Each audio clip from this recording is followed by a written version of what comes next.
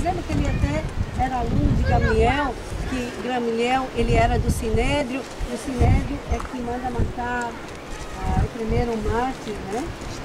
Estevão, e a gente vai ver a porta de Estevão, e ele está junto e ele apoia que matem aqueles cristãos, os primeiros cristãos, e Paulo segue pela Via Maris a Damasco, e ele tem uma visão, ele recebe ou ele aceita Jesus na sua vida e volta a Jerusalém. Ele era da Turquia, o que hoje nós chamamos Ásia Menor, o que era chamado Ásia Menor ou Cilícia, e ele volta para a região dele, e nas 3 festas ele subia a Jerusalém, ele continuava subindo a Jerusalém como judeu. Falei para vocês que um judeu nunca deixa de ser judeu, ele sempre é judeu. Ele nasceu numa família judia, mas Paulo é cidadão romano, de nacionalidade, ele é cidadão romano, mas ele é judeu de fé, ele é judeu, mas ele recebe, ainda não existia algo chamado cristianismo, existiam os judeus cristãos, os judeus que aceitavam Jesus como Messias. E Paulo, como de costume, ia a Jerusalém, subia a Jerusalém e levava as ofertas ao templo. Eles continuam, mesmo os judeus que aceitam Jesus, continuam com o mesmo ritual que eles tinham normalmente. Só que uma das vezes, Paulo vai ao templo e ele leva alguma oferta, ou ele leva uma pessoa. Vocês sabem que ao redor do templo havia uma cerca, e nessa cerca estava escrito: a entrada só é permitida aos judeus. Só os judeus. No átrio, todo mundo podia entrar, no pátio, desculpa, da esplanada, todo mundo podia entrar, mas ao redor do templo era só os judeus. E Paulo, como judeu, entra e leva aquela oferta. Você quer ler? Pode falar, eu estou aqui acompanhando. Leva aquela oferta ao templo e os judeus naquela hora ficam irados. Primeiro, ele mudou de bandeira. Ele já está trazendo ideias que não estão gostando muito lá, e já crucificaram um antes, né? Por causa o filho de Deus, o Messias, já foi crucificado em Jerusalém. Agora ele vem com essa ideia, ele diz que ele acredita em Jesus, e ele vai ao templo, para os judeus ele profana o templo, e os judeus querem matá-lo.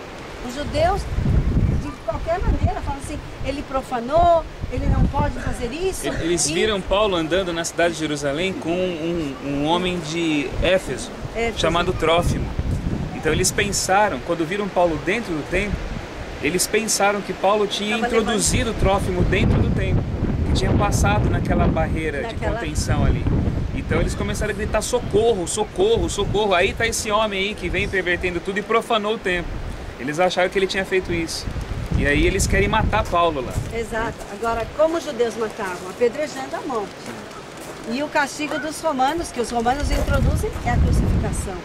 Mas Paulo, Paulo faz isso. Se a gente lê todas as cartas de Paulo, nós vamos ver que Paulo sempre entrava em problemas, né? Ele entrava em apuros. Sim. Ele vai para Éfeso, acaba com a história, com a venda, ele acaba com o comércio de Diana, né? Manda parar de fazer imagens.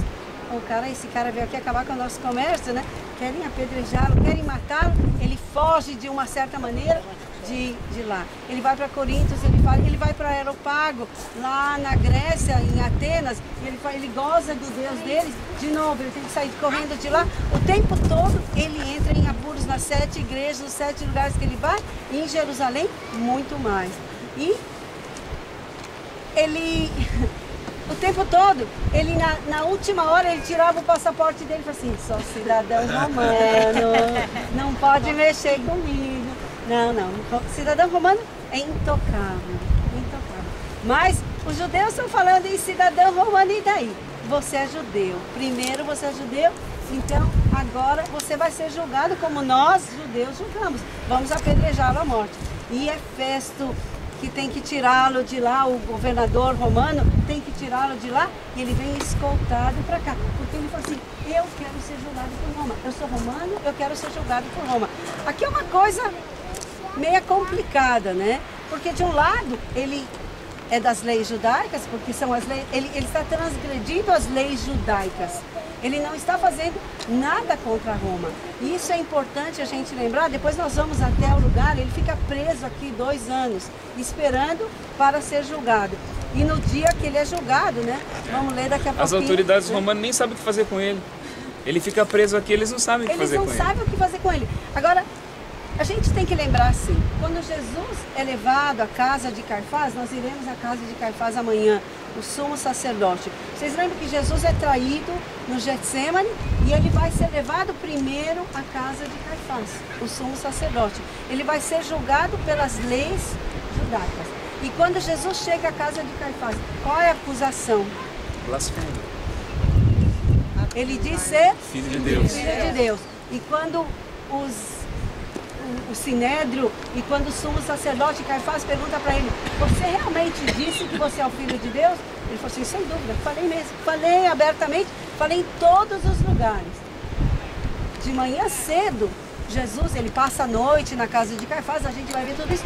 De manhã Jesus é levado à presença de Pôncio Pilatos. Por quê?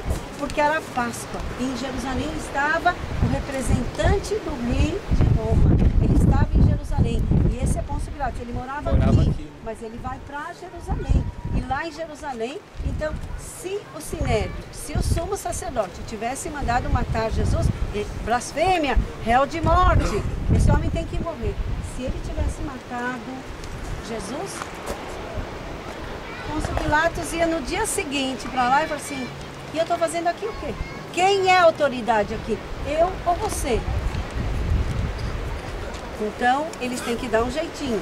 Jesus é levado à Torre Antônia. E lá na Torre Antônia, eles perguntam o que para Jesus? Você realmente diz ser o rei de Israel? Um é político e o outro é religioso. Se Jesus fosse levado à presença de Pôncio Pilatos e tivessem dito: olha, esse homem aqui disse que ele é o Filho de Deus. E Pôncio Pilatos ia falar: e daí? E daí?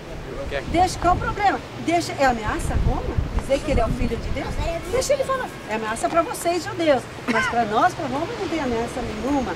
Mas a partir do momento que ele é levado, ele é acusado, sendo o rei de Israel, o negócio é sério. Porque o rei de Israel está em Roma. E esse homem, então, vai querer tomar o lugar, vai começar uma revolta, vai começar a confusão. Então, quando Pôncio Pilatos pergunta a Jesus: você realmente diz ser o rei de Israel? Não, você assim disse. A mesma coisa é Paulo. Paulo, exatamente a mesma coisa. Lá em Jerusalém, os judeus têm direito. Mas a partir do momento que ele fala: eu sou cidadão romano, eu quero ser julgado por Roma, Paulo era eloquente, Paulo sabia se defender, e Paulo ia falar: que ameaça sou eu, né? A gente pode até ler esse texto de Atos 26, né? Pode. Que ele vai se apresentar a Agripas. Ele fica esperando a presença de Agripas 2 anos aqui em Cesareia, né? Fazendo nada, preso na prisão, escrevendo um pouquinho dos Atos, umas cartas. Umas cartas, escreve por aqui, umas cartas que a gente tem na Bíblia, estão escritas aqui. Se não tivesse Cesareia, Filipenses, ele estaria liberto. Não, tem que ter sido apedrejado. Mas o curioso de Paulo, que Paulo ele é tão assim, tão arguto, né, tão esperto, que quando ele está sendo julgado pelo Sinédrio, ele fala assim: olha, eu sou fariseu. É como você disse, né, Selma, que quem é judeu não deixa de ser judeu. E ele nunca falou: eu fui fariseu e virei cristão.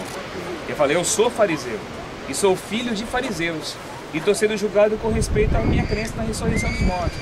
E ali ele tinha presente saduceus e fariseus. Os saduceus não criam na ressurreição dos mortos, os fariseus sim. Então ele transfere a polêmica para o grupo. Começa uma confusão danada no meio do grupo, porque não, nós cremos na ressurreição dos mortos. Não, a ressurreição dos mortos não existe. Aí vira uma confusão toda e Paulo fica de braço cruzado vendo todo mundo se pegar ali, sabe? É assim que ele faz o negócio, sabe? A confusão ele passa para os outros ali. E eles não conseguem ali chegar a um consenso. Como a Selma falou, ele vai para as autoridades romanas que também não sabem o que fazer com ele, porque o problema dele não é esse. E aqui ele fica por 2 anos. E Festo, que é o governador, também não sabe o que fazer com ele. E as autoridades de Jerusalém queriam que Paulo fosse levado para lá, para que no meio do caminho ele fosse pego e fosse morto. E Festo, ele até tenta jogar isso para Paulo: olha, você vai ser levado para lá, para ser julgado para lá. Ele fala: não, eu apelo para César, eu quero ser julgado por César. Então ele fala: bom, se você apelou para César você irá. Só que aí passa um tempo e vem para cá o rei Agripa e Berenice, que é a esposa dele, chegam a Cesareia a fim de saudar Festo. É Atos 25, verso 13. como se demorasse